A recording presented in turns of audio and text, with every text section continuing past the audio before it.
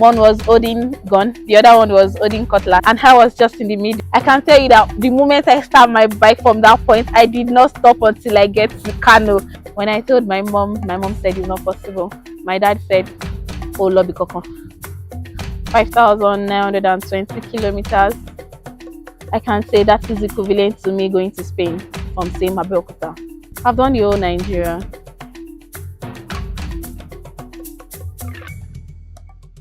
My name is Hafsoh Babatunnde.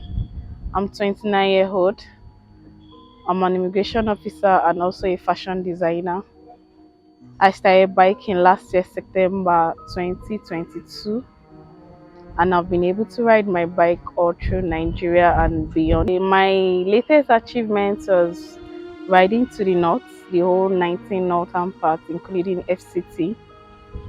The trip wasn't easy initially because everybody believes the northern part of Nigeria is not peaceful and it is somewhere you can just embark on anytime.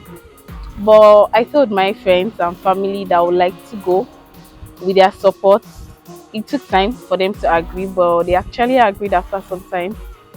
And when I started the journey, I started on the 4th of June.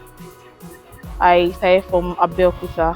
What motivated me was because initially I thought I can't afford a car, so I feel bike will be cheap. And because my friends that have car is always complaining of mechanic this, mechanic that, and I felt maybe I should buy bike instead of a car. But when I bought the bike, I can say the bike is more cheaper than the expensive around it. But thank God. Why I choose the north was because before going on the trip, I have northern friends that come to this part and they will say they have this, they have that, they have good road, they have good hospitals, I'm always like, how are you people that are far hand having good things? How come?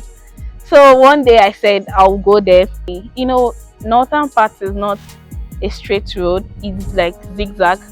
So I can say that at some point I need to pass one route like 2 times.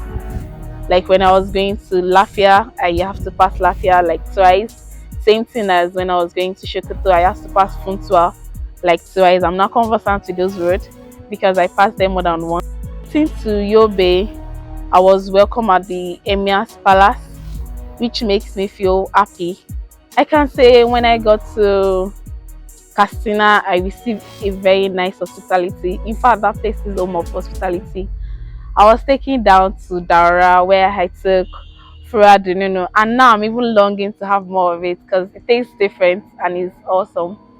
When I got to Sokoto, I met people. I was even told I was sat down to talk to children and females there to encourage them that they can do things if they want to do it also.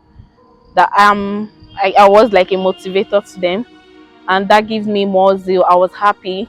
And the children were glad to meet me too. Google Map reliable? Is Google Map reliable? In the northern part, I can say Google Map is reliable because to some extent it leads me well to where I want to go to. But the only issue is if I'm supposed to put Umaru and I mistakenly put Amaru, I'm lost though.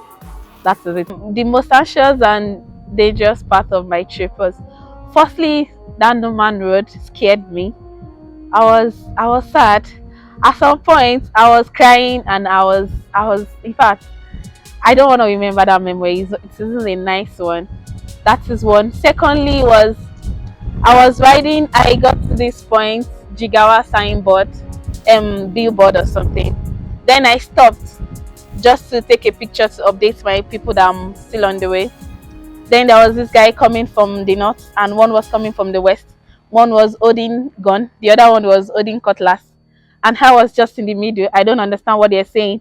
And they are both facing me. I feel like something to just evacuate me from that space.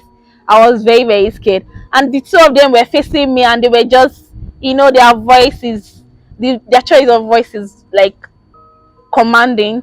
So I was scared and I don't know what to do. But I remember a friend that I met in Yobe, the prince, told me whenever I'm in any situation, because I don't understand Hausa, he said I should just call him.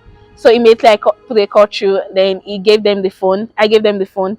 Then after communicating with them, he said I should leave there immediately. That am I trying to cause dispute? I said I don't know anything. I can tell you that the moment I start my bike from that point, I did not stop until I get to Kano. I did not even pause. I was riding with at the highest speed of my life. Those are the two challenging parts. And maybe when the car hit me in Gombe, that was one of the disastrous parts that I felt like giving up, because the condition really affected my bike. Until now, I'm still dealing with it. My parents' reaction when I told them I wanted to travel to the north. When I told my mom said it's not possible. My dad said, "Oh Lord, Bikoko."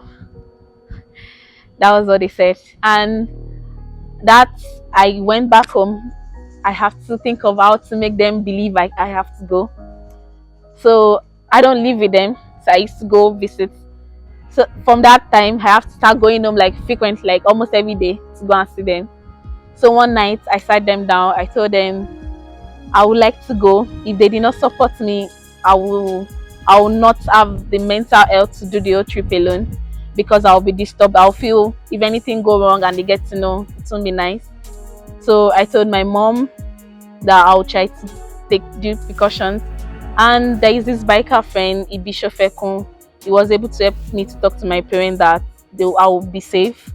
And that after that we talked about it and they later agreed. So the only thing I can say I did was, when I started the journey, once I'm on the road, once it's like 2-3 hours, I have to stop and call them to let them know I'm alive and I'm still safe. So that was how it happened. The only mechanical skill I have is to service my bike, change the oil, and lube my chain. On my way I had chain issue, but one good thing about biking world is there is always someone at the other hand that is always ready to receive. The whole trip to the northern part in one trip is approximately 5,920 kilometers. I can say that is equivalent to me going to Spain from same Abeokuta. The trip was done once. Most people have done the trip, but not have accomplished that trip in one, because the north is like, I can say why. There is this northern east west part, there is a northern north part. So to get the whole thing done at once wasn't easy. There are some places I have to pass like twice, because that is the center to the other side. Like me passing Gombe like twice to where I was going to, just like passing Funtua also. So it wasn't a easy task. I didn't mean I did the north part once, came back, did the southern part once, came back. It would have been easy. So it wasn't a easy task going around the whole thing once. In one trip means not turning, not stopping, just continuously doing it. It took me less than 3 weeks, but more than 2 weeks. Challenges that I face as a female biker is at times when I'm riding, especially alone, and people get to see some people, these most road users that don't understand, who always want to pull you off the road like suave. But admin is a man, they won't have that. They will both face each other and challenge each other.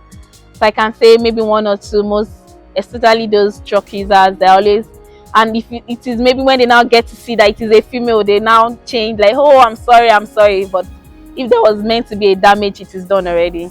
I've done the whole Nigeria because I'm so conversant with. I did Oshun in one day. I went morning, came back the same day.